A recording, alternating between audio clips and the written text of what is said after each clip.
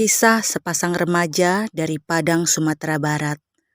Cerita tentang perjodohan di zaman dahulu dan perjuangan sepasang muda-mudi untuk menggapai cinta mereka.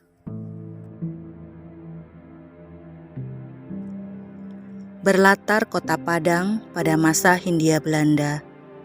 Dua remaja yang berteman dan saling memendam kasih. Siti Nurbaya dan Samsul Bahri. Keduanya bersahabat sejak masa kanak-kanak hingga remaja dan timbullah rasa kasih. Namun hanya dapat saling memendam. Nurbaya merupakan seorang gadis cantik berbudi luhur. Dia anak seorang pedagang kaya bernama Bagindo Sulaiman. Dan Samsul Bahri adalah anak Sultan Mahmud, seorang pejabat di Padang. Dikisahkan Samsul Bahri harus melanjutkan sekolah dokter, maka berangkatlah ia ke Batavia setelah mengakui cintanya kepada Siti Nurbaya. Bagindo Sulaiman, ayah Siti Nurbaya, seorang pedagang yang kaya dan usahanya yang maju, membuat Datuk Meringgi, seorang saudagar kaya raya, merasa iri dan tidak suka akan kesuksesan Bagindo Sulaiman. Datuk Meringgi merancang siasat untuk menghancurkan usaha Bagindo Sulaiman sehingga bangkrut dan terpaksa meminjam uang padanya. Pada akhirnya, Bagindo Sulaiman tidak dapat melunasi hutang pada Datuk Meringgi dan terpaksa dihadapkan pada dua pilihan sulit. Menyerahkan Siti Nurbaya untuk menjadi istri Datuk Meringgi atau menyerahkan dirinya sebagai tahanan. Siti Nurbaya akhirnya memilih menyerahkan diri pada Datuk Meringgi karena tidak ingin sang ayah menjadi tahanan. Siti Nurbaya pun menulis surat kepada Samsul Bahri bahwa mereka tidak dapat bersama lagi.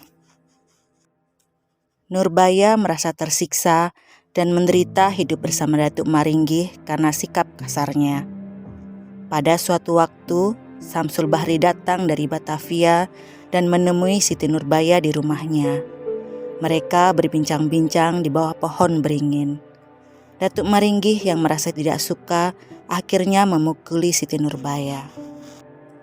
Ayah Samsul Bahri yang mendengar bahwa putranya mengunjungi Siti Nurbaya yang sudah menjadi istri orang menjadi murka. Mereka berselisih dan sang ayah mengusir Samsul Bahri.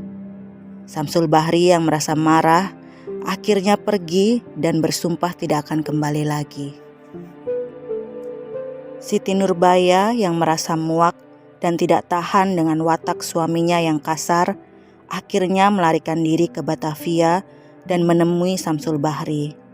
Mereka pun menjalin cinta kembali. Namun pelarian Siti Nurbaya ini tidak berjalan mulus. Datuk Meringgi menuduh Siti Nurbaya mencuri dan membawa hartanya ke Batavia. Nurbaya pun harus kembali ke Padang untuk menyelesaikan tuduhan tersebut. Namun lagi-lagi Datuk Meringgi merancang rencana jahat untuk membunuh Siti Nurbaya dengan cara meracuninya. Berita kematian Siti Nurbaya pun sampai pada Samsul Bahri, membuatnya sangat sedih dan kehilangan gairah hidup. Dia pun berusaha bunuh diri menggunakan pistol, namun tidak berhasil.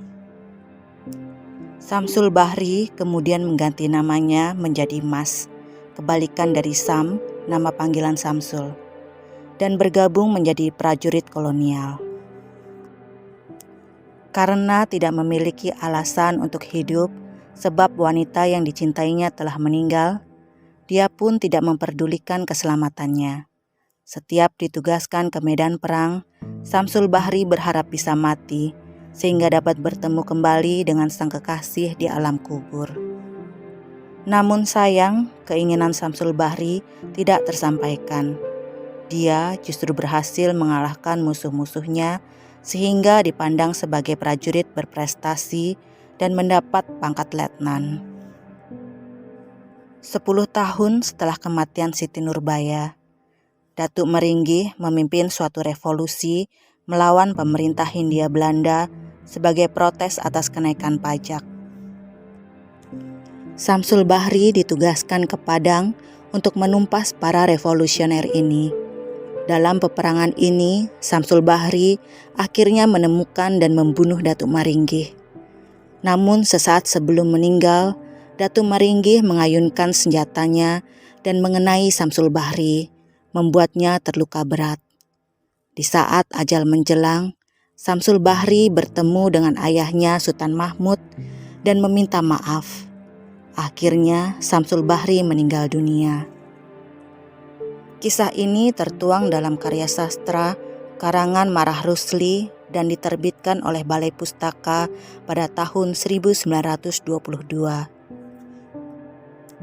Begitu populernya kisah ini hingga pada tahun 2008 buku ini sudah dicetak 44 kali dan diangkat ke layar televisi sebanyak 2 kali pada tahun 1991 dan 2004. Di Padang, kepopuleran novel ini mendorong pembuktian keberadaan Siti Nurbaya dan upaya menghidupkannya. Ada sebuah makam di sela batu karang di Bukit Gunung Padang yang diyakini oleh masyarakat setempat sebagai makam Siti Nurbaya.